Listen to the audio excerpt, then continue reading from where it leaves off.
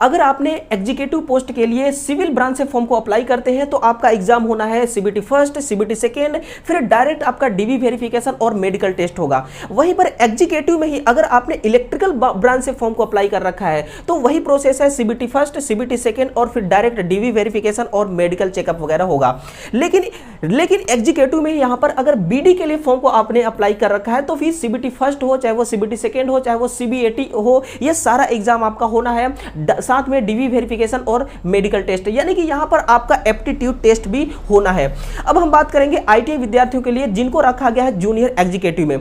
ITI के विद्यार्थी चाहे वो इलेक्ट्रिकल ब्रांच के लिए फॉर्म को अप्लाई करेंगे, चाहे एसएनटी के लिए, चाहे मैकेनिकल के लिए। अब इसमें देखिए जो जूनियर एग्जीक्यूटिव है ना, इसमें एक मैकेनिकल ब्रांच के लिए भी वैकेंसी आई है, लेकिन एग्जीक्यूटिव में मैकेनिकल ब्रांच के लिए कोई वैकेंसी नहीं है। तो इन तीनों में से आप किसी में भी फॉर्म को अप्लाई करते हैं, आपका यही प्रोसेस रहेगा कि सीबीटी फर्स्ट एग्जाम देंगे, आप सीबीटी सेकंड देंगे, आपको सीबीएटी एग्जाम देने की कोई आवश्यकता नहीं है, आपका डॉक्यूमेंट वेरिफिकेशन और मेडिकल टेस्ट वगैरह होना है। तो ये चीजें आपको समझ में आ गई होंगी। अब थोड़ा सा यहां पर एग्जामिनेशन का स्कीम समझ लेते हैं कि जो आपका एग्जामिनेशन होगा ये 2 सीबीटी एग्जाम होना है और इसमें नेगेटिव मार्क का क्या रोल है। नेगेटिव मार्क इसमें होगा, देखिए बोथ, यानी कि फर्स्ट और सेकंड दोनों आपका जो सीबीटी एग्जाम होगा इसमें 1/4 का नेगेटिव मार्क रहना। तो इन चीजों को ध्यान में रखते हुए आप क्वेश्चनों को अटेम्प्ट कीजिएगा। फर्स्ट स्टेज का जो सीबीटी एग्जाम होना है वो केवल स्क्रीनिंग लेवल पर होता है, स्क्रीनिंग लेवल पर लिया जाएगा। इसका मतलब होता है केवल आपको क्वालिफाइंग के लिस्ट में आना है ना। यहां पर आप देखिएगा, थोड़ा सा इस पे नजर डालिए कि जब आप सीबीटी फर्स्ट को आप क्वालिफाई कर लेंगे, मैं यहां पर थोड़ा सा आपका और चीजें क्लियर करना चाहूंगा कि सीबीटी फर्स्ट जो है वो किस प्रकार से स्क्रीनिंग टेस्ट है। देखिए सीबीटी फर्स्ट, मान लीजिए कि आप सीबीटी फर्स्ट एग्जाम में बैठते हैं, सीबीटी फर्स्ट एग्जाम से ये कितने गुने बच्चे को उठाएंगे, ये 20 गुना बच्चों को उठाएंगे। मान लीजिए कि कोई एक ऐसा ब्रांच है जिसमें, मान लीजिए कि कोई ऐसा ब्रांच है जिसमें 40 पोस्ट है, टोटल कितना पोस्ट है, 40 पोस्ट पर वैकेंसी है, तो 40 पोस्ट का ये 20 गुना स्टूडेंट उठाएंगे तो कितना हो जाएगा, 800 स्टूडेंट है ना। तो 800 स्टूडेंट का क्या बनेगा, एक फाइनल मेरिट लिस्ट बनेगा। फिर डीएफसीसीएल आपको इनवाइट करेगा सेकंड स्टेज के एग्जाम देने के लिए। तो इस 800 की लिस्ट में आपको आना है ना, 800 की लिस्ट में आपको आना है। कहीं ऐसा नहीं कि मान लीजिए कि कैटेगरी वाइज यहां पर स्क्रीनिंग टेस्ट के लिए पासिंग मार्क भी रखा गया है। मान लीजिए कि 40% आपका पासिंग मार्क है तो 40% आप तो ले आए, लेकिन आप इस 800 की लिस्ट में नहीं आए तो फिर आपका वो पासिंग मार्क किसी काम का नहीं है ना। तो ये होता है आपका स्क्रीनिंग टेस्ट। तो केवल छटनी किया जाएगा, फिर आप वहां से जब 20 गुना बच्चे उठाएगा सीबीटी सेकंड एग्जाम देने के लिए। सीबीटी सेकंड एग्जाम को जब आप क्वालिफाई करेंगे, एक बात और आपको ध्यान देना है कि नेगेटिव मार्क को भी आपको ध्यान में लेकर के चलना है। और जो विद्यार्थी एग्जीक्यूटिव के लिए फॉर्म अप्लाई करते हैं बीडी के लिए, उनका देखिए यहां पर सीबीएटी एग्जाम भी होगा। और सीबीएटी एग्जाम जैसा कि आप सीबीटी सेकंड एग्जाम को देंगे, वहां से 8 गुना बच्चे, यानी कि 8 गुना बच्चों को क्या करेंगे, 8 गुना बच्चों को ये फिर से इन्वाइट करेंगे सीबीएटी टेस्ट के लिए, यानी कि एप्टीट्यूड टेस्ट के लिए, है ना। फिर ये सारी चीजें आपकी होनी है। यहां पर हम थोड़ा सा बात कर लेते हैं स्टेज फर्स्ट का, जो यहां पर आपका टॉपिक वाइज सिलेबस है। Stage first CBT will consist of 100 multiple choice questions होंगे, यानी कि 100 मल्टीपल चॉइस क्वेश्चंस होगा। चाहे आप जूनियर एग्जीक्यूटिव के लिए फॉर्म अप्लाई करें, चाहे आप एग्जीक्यूटिव पोस्ट के लिए फॉर्म अप्लाई करें, आपका सिलेबस फर्स्ट स्टेज का बिल्कुल सेम रहने वाला है ना। यहां पर आप देखिएगा कि मैथमेटिक्स जो है वो कितने नंबर का आने वाला है, 30 नंबर का। मैथमेटिक्स 30 नंबर का, जनरल अवेयरनेस जो है ये 15 नंबर का आएगा। और यहीं पर जनरल साइंस जो आएगी ये भी 15 नंबर की आएगी। लॉजिकल रीजनिंग भी 30 नंबर की आने वाली है। और रेलवे से रिलेटेड जो बेसिक्स जीके वगैरह होता है वहां से 10 नंबर का क्वेश्चन आएगा। अब यहां से आपको गेन कैसे करना है, यानी कि आपको 800 के, यानी कि जो मैंने आपको एग्जांपल दिया था उस 800 के लिस्ट में आपको कैसे आना है और किस प्रकार तैयारी करना है स्टेज फर्स्ट को। देखिए टोटल 100 क्वेश्चंस है, 100 ऑफ क्वेश्चंस है। इसमें से आपको सबसे पहले कहां से ध्यान देना है, मैथमेटिक्स को अपना स्ट्रॉन्ग करना है। इसके बाद अपना रीजनिंग को स्ट्रॉन्ग करना है। 100 में से आप देख पा रहे होंगे कि 30 60 नंबर अकेला यही रीजनिंग और मैथमेटिक्स ले आ रहे हैं। तो आपको रीजनिंग और मैथमेटिक्स को सबसे ज्यादा फोकस करना है। 60 नंबर आप यहां से गेन कर लेंगे। इसके बाद आपको क्या पढ़ना है, तो जनरल साइंस को पढ़ना है, आपको इसको पढ़ना है। रेलवे का जो जीके होता है ना, इस रेलवे के जीके को पढ़ना है। बहुत ही निम्न लेवल का, लो लेवल का जीके आता है, यहां से 10 नंबर आप गेन कर सकते हैं, यानी कि 70 नंबर हो गया। फिर आपको जनरल साइंस पढ़ना है। देखिए जनरल साइंस यही फिजिक्स, केमिस्ट्री, बायोलॉजी, यहीं से क्वेश्चन आएगा। बिल्कुल लो लेवल का क्वेश्चन रेलवे पूछता है, जिस प्रकार से रेलवे का ही तो एक डिपार्टमेंट है DFCCIL, है ना। तो लो लेवल का यहां पर फिजिक्स, केमिस्ट्री और बायोलॉजी पूछी जाती है, तो यहां से आप ले आएंगे 15 नंबर का। यानी कि बहुत से विद्यार्थी हैं जिनका ये सारी चीजें स्ट्रॉन्ग है, और देखिएगा वो 100 में से ना 100 में से 85 90 क्वेश्चन तक वो करेक्ट करेंगे, ठीक है ना। तो ये है। अब यहां से एक स्टूडेंट का सवाल उठता है कि सर ये बताइए हमें कि दो विद्यार्थी एग्जाम्पल के लिए, एक लाता है 100 में से 100 और दूसरा लाता है 100 में से मान लीजिए कि 80 नंबर, तो 100 में से 100 लाने वाले को क्या फाइनल मेरिट लिस्ट में कोई प्रायोरिटी मिलने वाला है? तो बिल्कुल नहीं, ऐसा कुछ भी नहीं होगा, क्योंकि इन्होंने साफ साफ कह रखा है कि जो CBT फर्स्ट है वो स्क्रीनिंग लेवल पर आपका एग्जाम लेना है, हम लेंगे। और ये जो स्क्रीनिंग टेस्ट होता है ना, कभी भी ये फाइनल मेरिट लिस्ट में नहीं नंबर जुड़ता है, इसलिए आप 100 में से 100 ले आएंगे तो भी कोई फायदा नहीं है। इसलिए आपको ज्यादा जोर इसमें लगाना नहीं है। इसमें आपको केवल इतना पढ़ना है, पढ़ना तो सभी को है, पढ़ना आपको सिर्फ इतना है कि आप जो फाइनल मेरिट लिस्ट बने CBT फर्स्ट का, उस मेरिट लिस्ट में आपका नाम आ जाए। टॉप करने की कोशिश आप मत कीजिएगा, लेकिन हालांकि पढ़ना सभी को है, क्योंकि जो आपका CBT सेकेंड एग्जाम होगा ना, चाहे आप जूनियर एग्जीक्यूटिव के लिए देख लें, चाहे आप एग्जीक्यूटिव के लिए देख लें, तो यहां से भी क्वेश्चन पूछे जाएंगे, है ना। नॉन टेक्निकल से भी, नॉन टेक्निकल का जो पार्ट रहेगा यहां से भी क्वेश्चन पूछे जाएंगे। पूरे डिटेल्स बात करने वाला हूं, है ना। तो इसी बात पर एक थम्स अप कर दीजिए इस वीडियो का, और अपने मित्रों तक इस वीडियो को जरूर शेयर कीजिएगा, है ना। यहां पर देखिए, सबसे पहले हम बात करेंगे कि सेकेंड स्टेज के लिए जो CBT will consistence of 120 multiple choice questions होना है। आपको 120 मिनट का समय भी मिलेगा, और यहां पर नेगेटिव मार्क है, ये भी ध्यान आप देते रहिएगा, ठीक है ना। मैं आपको अब डायरेक्ट ले चलता हूं इसके सिलेबस पर, है ना। इसका जो सिलेबस है वो सिलेबस क्या रखा गया है, तो थोड़ा सा सिलेबस के बारे में हम यहाँ चर्चा करते हैं। देखिएगा, सबसे पहले हम जूनियर एग्जीक्यूटिव के लिए बात करते हैं, यानी कि ITI वाले विद्यार्थियों के लिए बात करते हैं। जूनियर एग्जीक्यूटिव, आपने अगर इलेक्ट्रिकल पोस्ट के लिए फॉर्म अप्लाई करते हैं तो शिद्दत से सुनिए। पार्ट फर्स्ट में 60 क्वेश्चन पूछे जाएंगे जो नॉन टेक के होंगे, और पार्ट सेकेंड में 60 क्वेश्चन पूछे जाएंगे जो कि टेक्निकल, यानी कि आपके ट्रेड से रिलेवेंट क्वेश्चंस होंगे, है ना। अब इलेक्ट्रिकल पोस्ट में, जो इलेक्ट्रिकल ब्रांच है, इसमें कौन कौन से ITI के विद्यार्थी हैं जो फॉर्म को अप्लाई कर पाएंगे, ये सारी चीजें बात करने वाले हैं। तो देखिएगा, पार्ट फर्स्ट में 60 क्वेश्चन कहां से आएंगे, वहीं जो CBT फर्स्ट एग्जाम से आपका पूछा जाएगा, जनरल नॉलेज, न्यूमेरिकल एबिलिटी और जनरल एप्टीट्यूड और जनरल साइंस, है ना। तो पार्ट फर्स्ट से ही 60 नंबर का क्वेश्चन पूछा जाएगा, और पार्ट सेकेंड जो है ये आपके ट्रेड से क्वेश्चन पूछे जाएंगे, जैसे कि इलेक्ट्रिकल सर्किट एंड फील्ड और signal and system, electrical mechanic, power system और control system, electrical and electronic measurement, analogue and digital electronic, power electronics and drives. अब देखिए यहां पर जो सिलेबस में ऐड किया गया है ना, ये सिग्नल सिस्टम और ड्राइव्स, ये इनको नहीं देना चाहिए, ITI में इसको रखना ही नहीं चाहिए, लेकिन इन्होंने रखा है, कोई बात नहीं। इसके बाद देखिए, जूनियर एग्जीक्यूटिव में SNT के लिए क्या है, पार्ट फर्स्ट में 60 क्वेश्चन पूछे जाएंगे, वही चीजें आपको पढ़ना है दोबारा से, जो आपने स्टेज फर्स्ट के लिए नॉन टेक को पढ़ा था, है ना, जो 100 नंबर का था, तो वहीं से पूछा जाएगा। और पार्ट सेकेंड में 60 नंबर का क्वेश्चन पूछा जाएगा SNT का। अब क्या क्या पूछा जाएगा, देखिए, इलेक्ट्रॉनिक मेजरमेंट एंड इंस्ट्रूमेंटेशन और एनालॉग एंड डिजिटल सर्किट पूछा जाएगा, analogue and digital communication system, basic network connectivity and communication और power supply, SMPS, UPS, inverter, basic making, ये सब क्वेश्चन पूछा जाना है ना। वहीं पर जूनियर एग्जीक्यूटिव के लिए मैकेनिकल पोस्ट के लिए देखिए, उसमें भी 120 नंबर का क्वेश्चन होना। पार्ट फर्स्ट में आपको नॉन टेक और पार्ट सेकेंड में आपका ट्रेड से रिलेवेंट क्वेश्चन पूछा जाएगा, जैसे कि इंजीनियरिंग ड्राइंग हो गया, मेजरमेंट हो गया, वर्क हो गया, power and energy, heat and temperature और मशीन्स, टूल एंड इक्विपमेंट, है ना। यहां से आपका ये सिलेबस, तो ये तो हो गया। देखिए जूनियर एग्जीक्यूटिव के लिए क्या रखा गया है, यानी कि BBTech, जो भी BBTech डिप्लोमा वाले विद्यार्थी हैं, हम ये भी बात करने वाले कि कौन कौन से विद्यार्थी हैं कि फॉर्म को कहां कहां अप्लाई कर सकते हैं। और आपका एक सवाल बड़ा रहता है कॉमन सा, कि क्या एक विद्यार्थी एक ही फॉर्म को अप्लाई कर सकता है, तो बिल्कुल नहीं, कई सारे फॉर्म को अप्लाई कर सकता है। इन सभी बातों पर, इन सभी मुद्दों पर हम बात करेंगे।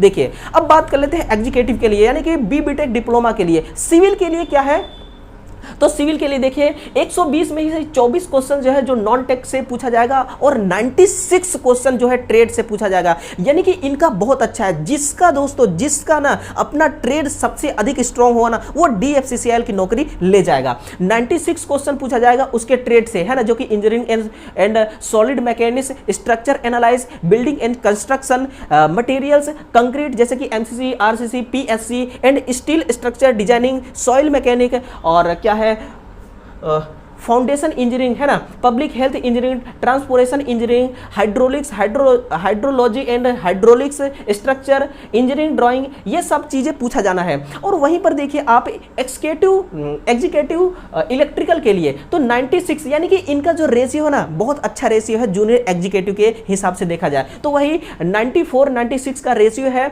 और इसी के साथ में डीबी के लिए, बीडी के लिए देखा जाए तो इनका भी इनका क्या है, इनका तो शायद तक दे नहीं रखा है ना, देखिए हाँ है, जनरल नॉलेज पूछा जाएगा, लॉजिकल रीजनिंग, न्यूमेरिकल एबिलिटी और general science, history of Indian railways, यहाँ से क्वेश्चन पूछा जाना है। और आपका वही इकोनॉमी, डीएफसीसीआईएल इकोनॉमिक्स और मार्केटिंग और क्या कस्टमर रिलेशंस, यहाँ से इनका सिलेबस तैयार होता है। फिर फाइनेंस के लिए भी है, यहाँ पर मैं इसको पूरा पीडीएफ के रूप में टेलीग्राम चैनल पर अपलोड कर चुका हूँ। आप इस वीडियो के डिस्क्रिप्शन बॉक्स में जाइए, वहाँ पर टेलीग्राम का लिंक दिया हुआ है, आप उस लिंक को क्लिक करके ज्वाइन कीजिएगा हमें, और ये सारी चीजें आप पढ़ सकते हैं। अब हम बात करते हैं कि फॉर्म को अप्लाई कौन कौन कर सकता है। तो मैं आपको यहां पर एक पॉइंट दिखाता हूं कि कौन कौन विद्यार्थी जो फॉर्म को अप्लाई कर सकते हैं। हाँ, उससे पहले यहां पर ये देख लेते हैं कि application should process the essential qualification as on the closing date for online registration, यानी कि ये जो आपको 19 जून 2023 का डेट दे रखा है ना, 19 जून 2023 से पहले पहले आपके हाथ में फाइनल आपका सर्टिफिकेट हो जाना चाहिए, चाहे वो डिप्लोमा हो, चाहे वो बीटेक हो, चाहे वो आपका आईटीआई हो। इसके बाद का अगर कोई सर्टिफिकेट जारी किया हुआ है तो फिर आप फॉर्म को अप्लाई नहीं कर पाएंगे, यानी कि सिंपल सी बात है इनका कहना कि अपेयरिंग वाले जो है वो फॉर्म को अप्लाई नहीं करेंगे। सेकेंड है एलिजिबल कैंडिडेट्स हु, यानी कि इसका कहने का मतलब यह है कि लैटरल एंट्री स्कीम योजना के तहत जिसने भी डिप्लोमा डिग्री कंप्लीट किया हुआ है वो भी इस फॉर्म को अप्लाई कर सकता है। और कौन कौन से कैंडिडेट हैं जो फॉर्म को अप्लाई करेंगे, चाहे आपने बीटेक कर रखा हो, चाहे साथ में आपने एमई एमटेक कर रखा हो, फॉर्म को अप्लाई कर सकते हैं, या फिर बीटेक और बीटेक है, एमई एमटेक, वही बात रिपीट की गई है अगेंस्ट, है ना। और यहां पर देखिए आप ग्रेजुएशन में बीबीए प्लस एमबीए कंप्लीट है, ये क्वालिफिकेशन है तो भी आप फॉर्म को अप्लाई कर पाएंगे। इंजीनियर डिग्रीज जैसे कि बीटेक है, बीएससी इंजीनियरिंग 4 साल का होता है जो, वो है तो भी आप फॉर्म को अप्लाई कर पाएंगे, है ना। एआईसीटीई है तो भी आप फॉर्म को अप्लाई करेंगे। और यहां पर देखिएगा एक चीज मैं आपको हाँ इसको दिखाना चाहता था, इस चीज पे मैं बात कर रहा था कि कौन कौन से विद्यार्थी हैं जो फॉर्म को अप्लाई कर पाएंगे। 4 post where ITI course completed act apprenticeship CCAA is prescribe as essential qualification, essential education qualification candidates must have completed ITI CCAA in specified trades, यानी कि इनका कहने का क्या मतलब है, कहने का इनका मतलब है कि अगर आपने आईटीआई के सिंगल आईटीआई कर रखा है तो आप जूनियर एग्जीक्यूटिव में फॉर्म को अप्लाई कर रखें। शिद्दत से सुनिएगा, अगर आपने डायरेक्ट या फिर सिंगल केवल आपने आईटीआई ही कर रखा है तो आप जूनियर एग्जीक्यूटिव के लिए एलिजिबल हैं। लेकिन अगर आपने आईटीआई की बेस पर डिप्लोमा कंप्लीट कर रखा है, फिर डिप्लोमा के बेस पर अगर आपने बीटेक कंप्लीट कर रखा है, बीटेक कंप्लीट कर रखा है, तो आप जूनियर एग्जीक्यूटिव के साथ साथ में एग्जीक्यूटिव के लिए फॉर्म अप्लाई कर सकते हैं, दोनों के लिए आप एलिजिबल हैं।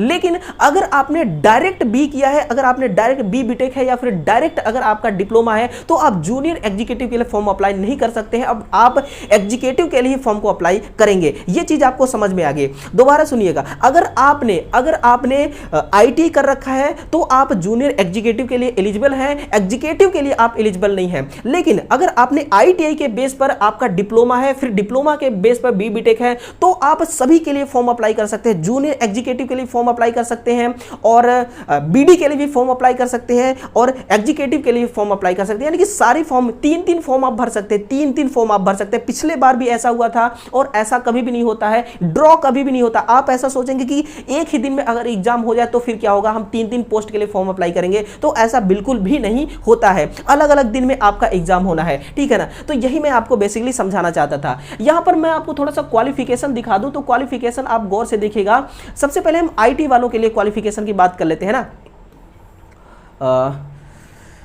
1 मिनट, यहां पर ये देखिए आईटीआई के लिए है, जूनियर एग्जीक्यूटिव, है ना, ये रहा आपके लिए आईटीआई के लिए। अगर आपने जूनियर एग्जीक्यूटिव इलेक्ट्रिकल के लिए फॉर्म अप्लाई करना चाहते हैं, आपके पास सर्टिफिकेट क्या होना चाहिए, मैट्रिकुलेशन पास होना चाहिए, 60% के साथ मैट्रिकुलेशन पास होना चाहिए, और 2 इयर्स का आपके पास आईटी कंप्लीट होना चाहिए या फिर अप्रेंटिसशिप कंप्लीट होना चाहिए। एनसीबीटी से हो चाहे आप एससीबीटी से हो, फॉर्म को अप्लाई करेंगे। लेकिन यहां पर इन्होंने एक बात कह रखी है, अगर आप इस इलेक्ट्रिकल फील्ड में फॉर्म को अप्लाई करना चाहते हैं तो तभी आप कर सकते हैं जब इससे ये जो यहां लिखा गया कि आपने इलेक्ट्रीशियन से आईटीआई किया है, आपने वायरमैन से आईटीआई किया है, पावर डिस्ट्रीब्यूशन से, लिफ्ट एंड एक्सकलेटर मैकेनिक से आपका आईटीआई है, इंस्ट्रूमेंट मैकेनिक से है, और मैकेनिक पावर डिस्ट्रीब्यूशन क्या लिखा है, मैकेनिक पावर इलेक्ट्रॉनिक सिस्टम से अगर आपका आईटी कंप्लीट है और 60% के साथ कंप्लीट है तो आप फॉर्म को अप्लाई कर सकते हैं, है ना। यही बात सभी के लिए एसेंशियल क्वालिफिकेशन रखा गया है। बस यहां पर चेंज क्या हो जाएगा कि जैसे ही आपका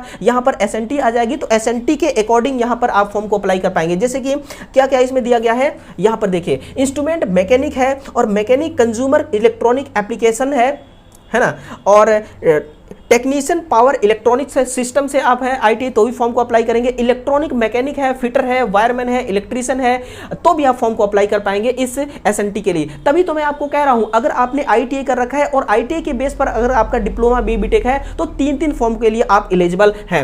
अब यहां पर देखिएगा, थोड़ा सा हम बात कर लेते हैं कि एग्जीक्यूटिव पोस्ट के लिए यानी कि डिप्लोमा के लिए, तो डिप्लोमा के लिए क्या क्वालिफिकेशन रखा गया कि 3 इयर्स का डिप्लोमा सिविल इंजीनियरिंग या फिर civil engineering transportation, civil engineering construction technology, civil engineering public health, civil engineering water resource, इससे रिलेटेड अगर आपने किसी भी इंस्टीट्यूट या फिर किसी यूनिवर्सल से आपने कोर्स कंप्लीट कर रखा है, यूनिवर्सिटी से कोर्स कंप्लीट कर रखा है 60% के साथ, तो आप फॉर्म अप्लाई कर सकते हैं। यहां पर कुछ विद्यार्थियों का रहता है कि मेडिकल स्टैंडर्ड क्या रहता है सर, तो वो देखिएगा सर, मेडिकल स्टैंडर्ड है ना, वो एग्जीक्यूटिव के लिए सुनिएगा, अलग अलग पोस्ट के लिए शायद हो सकता है अलग अलग हो। मैं आपको इससे संबंधित एक प्रॉपर वीडियो दे दूंगा अलग से, है ना, कि क्या होता है मेडिकल स्टैंडर्ड, A3 क्या होता है, A2 क्या होता है। रेलवे में जैसे कि जो होता है वो A1 चलता है, फिर A1 A2 होता है, फिर B1 B2 होता है, C1 C2 होता है ना, तो सबसे हाई जो होता है वो A1 A2 होता है, ठीक है। तो एग्जीक्यूटिव में सिविल के लिए देखा जाए तो मेडिकल स्टैंडर्ड जो है वो A3 है ना। इसमें आंख वगैरह का क्या रोल रहता है, ये सारी चीजें हम बात करेंगे उस वीडियो में। और एग्जीक्यूटिव इलेक्ट्रिकल के लिए आप देख चुके हैं ना, A3 के लिए है। वहीं पर बीडी के लिए देखा जाए तो बीडी के लिए है यहां पर A2, और हाँ, फाइनेंस के लिए देखा जाए तो यहां पर देखिए C1 है, यानी कि सबसे लो कैटेगरी का यहां पर क्या मांगा गया है, मेडिकल स्टैंडर्ड रखी गई है। वहीं पर आपको दिखा दूं मैं ह्यूमन रिसोर्स के लिए, तो ह्यूमन रिसोर्स के लिए C1 है।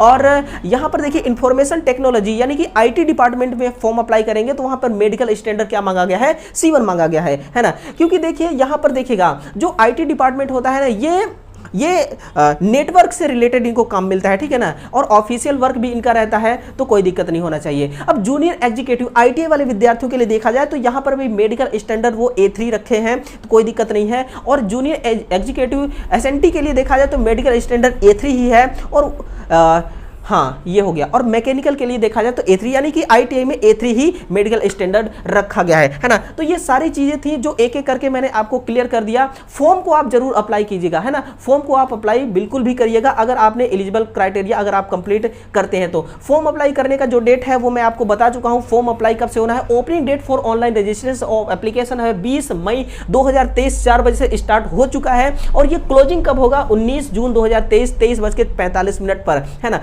कोई मिस्टेक से भी मिस्टेक हो जाता है, अगर आप उसको करेक्शन करना चाहते हैं तो 26 से लेकर के 30 जून तक आपके पास टाइम है, 3-4 दिन का टाइम है। और देखिए यहां पर tentative schedule first stage CBT first exam का भी दे रखे हैं इन्होंने, कि डेट तो मेंशन नहीं किया गया है लेकिन मंथ जरूर किया गया है कि अगस्त 2023 में, और सीबीटी सेकेंड एग्जाम जो होना है वो दिसंबर 2023 में। और फिर आपका tentative schedule computer based aptitude test यानी कि बीडी वालों के लिए मार्च 2024 में एग्जाम होना है। तो फॉर्म को आप जरूर अप्लाई कीजिएगा। इस वीडियो को अपने दोस्तों तक जरूर शेयर कीजिएगा। हमारे निमी टेक्निकल क्लासेस के YouTube चैनल को आप सब्सक्राइब करके ही जाइएगा। Thank you.